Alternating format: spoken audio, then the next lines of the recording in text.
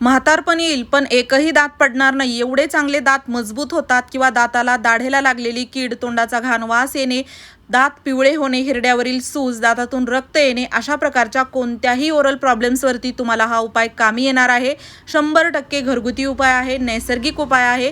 त्यासोबतच रोज रोज बनवायचं अजिबात नाही. एकदा बनवून तुम्ही याचे भरपूर दिवस फायदे घेऊ शकता आणि त्यासोबतच एकही रुपया खर्च होत नाही. एकदा करून बघा, कमालीचा तुम्हाला फरक जाणवेल. बऱ्याच वेळा दाढ दुखायला लागली की खूप जास्त त्रास होतो, तर असा त्रासही होणार नाही, पैसे तर वाचणारच आहेत.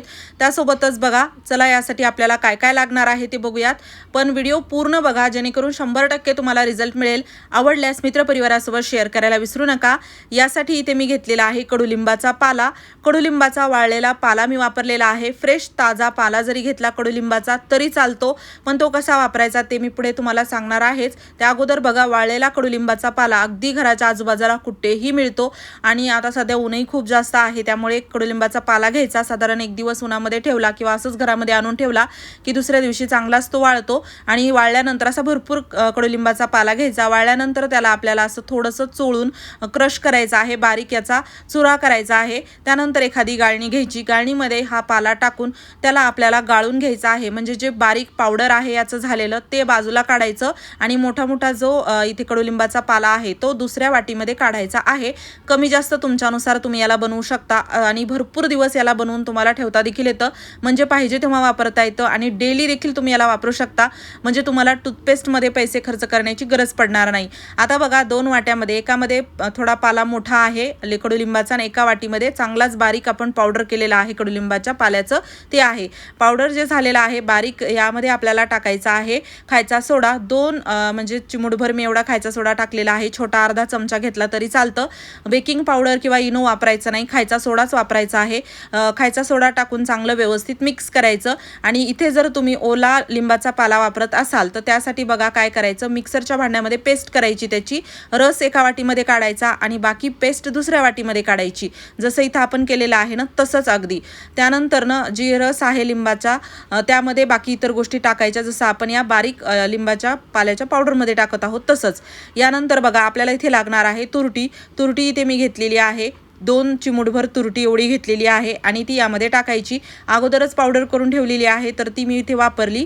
आणि तुरटी आपल्या दातांना खूप चांगलं मजबूत बनवते, डिसइन्फेक्ट करते, टार्टर जमा झाला असेल ते काढण्यासाठी मदत करते. त्यासोबतच आपल्याला इथे लागणार आहे लवंग. लवंग इथे साधारण 1-2 लवंग घ्यायच्या, तुमच्यानुसार 1 घेतली तरी चालतं किंवा 2 घेतल्या तरी चालतात. आणि लवंग बारीक करून मी अगोदरच ठेवलेली आहे, तर ते पावडर मी वापरणार आहे लवंगचं.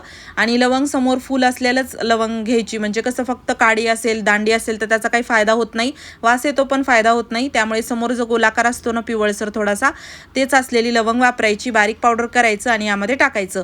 त्यानंतर बघा, याला चांगलं व्यवस्थित मिक्स करायचं. आणि हो, तुम्ही हा व्हिडिओ कोणत्या गावातून किंवा शहरातून बघत आहात ना ते मला नक्की कॉमेंट बॉक्समध्ये सांगा, जेणेकरून माझा व्हिडिओ कुठे कुठे पोहोचला मला ते कळेल. यानंतर आपल्याला इथे लागणार आहे मीठ. मीठ इथे मी घेतलेलं आहे अर्धा छोटा चमचा आणि ते यामध्ये टाकून चांगलं व्यवस्थित आपल्याला मिक्स करायचं आहे. मीठ देखील आपल्या दातांना मजबूती देतं, पण त्याला योग्य प्रमाणामध्ये, योग्य ठिकाणी आणि योग्य वेळी वापरलं पाहिजे, तरच याचा फायदा होतो, नाहीतर नुकसान देखील होऊ शकतं. त्यानंतर ना आपल्याला इथे लागणार आहे हळद. तुमच्या जर हिरड्यावर सूज असेल किंवा रक्त निघत असेल दातामधून ना, तुम्हाला हळद ही वापरलीच पाहिजे. हळद एक अँटीसेप्टिक आहे. तुम्हाला म्हणजे इन्फेक्शन काही होत असेल, काही बॅक्टेरिया असतील, त्याला घालवण्याचं काम हे करतं. त्यामुळे हळद चिमूटभर घ्यायची, यामध्ये टाकायची, चांगलं व्यवस्थित मिक्स करायचं. त्यानंतर ना एका पातेल्यामध्ये ग्लासभर पाणी घ्यायचं. ग्लासभर पाण्यामध्ये आपण इथे टाकणार आहोत हा कडुलिंबाचा पाला, जो मोठा मोठा बाजूला ठेवला होता.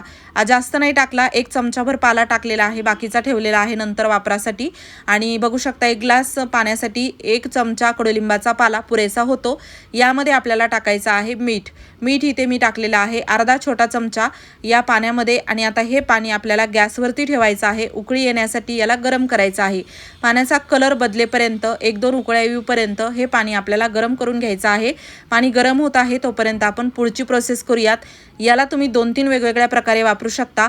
कसं वापरायचं तर त्यासाठी बघा, हे बारीक जे पावडर आहे ना तयार आपण जे केलं आहे, तुम्ही एखाद्या डब्यामध्ये भरून ठेवलं झाकण व्यवस्थित बंद होणाऱ्या, तर भरपूर दिवस तुम्ही याला वापरू शकता. म्हणजे कोरडा आहे ना, पाहिजे तेव्हा घेता येतं, वापरता येतं.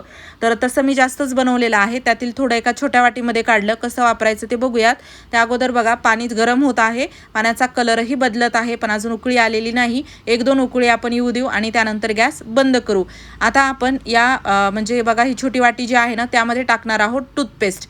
कोणतीही टूथपेस्ट तुम्ही वापरू शकता. आता लहान मुलं आहेत, कडुलिंबाचा पाला म्हणजे थोडं कडू लागणारच, तर ते असं घेणार नाहीत किंवा वापरणार नाही. तर त्यासाठी तुम्ही काय करू शकता, टूथपेस्ट घ्यायची आणि त्यामध्ये टाकायची. म्हणजे पावडर करून ठेवायचं आणि जेव्हा वापरायचं आहे त्यावेळेस थोडंसं घ्यायचं आणि त्यामध्ये टूथपेस्ट टाकून असं मिक्स करून ब्रशवरती घ्यायचं.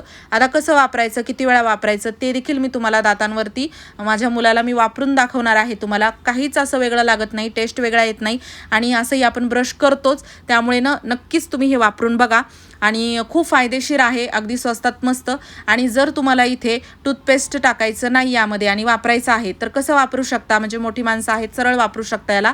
तर त्यासाठी काय करायचं बघा, थोडा बोट जे आहे पाण्यानं ओलं करून घ्यायचं आणि यावरती म्हणजे हातावरती मंजन वापरत होतो ना अगोदर आपण, तसं बोटावरती हे घ्यायचं आणि दातांवरती बघा कसं चोळायचं. अगोदर सर्क्युलर मोशनमध्ये गोलाकारामध्ये दातांवरती चोळायचं सर्व ठिकाणी. म्हणजे त्यामुळे काय होतं ना, हिरड्यांवरती ते व्यवस्थित लागतं, हिरड्यांना मसाज मिळतो. आणि खालीवर साईड बाय साईड असं करून याला पूर्ण दातांना असं चोळून घ्यायचं आहे. परत एकदा ते रिपीट करायचं, काही सेकंद 2 वेळा हे रिपीट करायचं. तुमचे दात पूर्णपणे स्वच्छ होतात.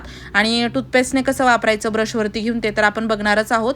त्यासोबतच बघा पाणी उकळलं होतं छान, 2 उकळ्या आलत्या म्हणून मी गॅस बंद केला आणि त्यानंतर हे पाणी एका ग्लासमध्ये काढून घेतलं. पाणी सध्या खूप गरम आहे, थोडंसं कोमट पाणी हे झालं की आपण वापरूयात. तर या ठिकाणी बघा आता ना हे दोन्ही कसं वापरायचं ते तर आपण बघणारच आहोत. त्या अगोदर या पाण्यामध्ये आपल्याला एक गोष्ट ॲड करायची आहे, एक इन्ग्रेडियंट ॲड करायचं आहे, ते म्हणजे कापूर.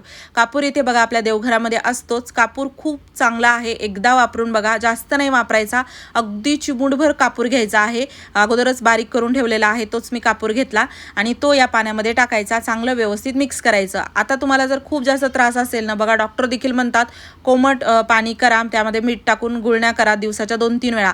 तसंच काहीच आपल्याला हे करायचं आहे. हे कोमट पाणी तयार करून ठेवायचं. ऑफिसला जात असाल, बाहेर असाल, एखाद्या बॉटलमध्ये घेऊन जा. फक्त कोमट प्रत्येक वेळेस थोडंसं करायचं आणि हे आपल्याला याच्या गुळण्या करायच्या.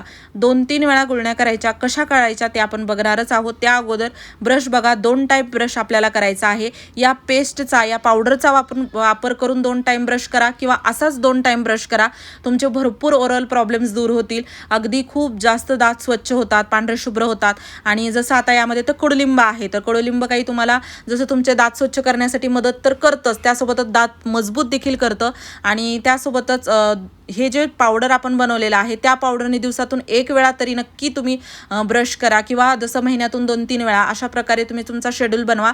भविष्यात कधीच तुम्हाला ओरल प्रॉब्लेम्स होणार नाहीत. आणि या पाण्याने दिवसातून 2-3 वेळा गुळण्या करायच्या.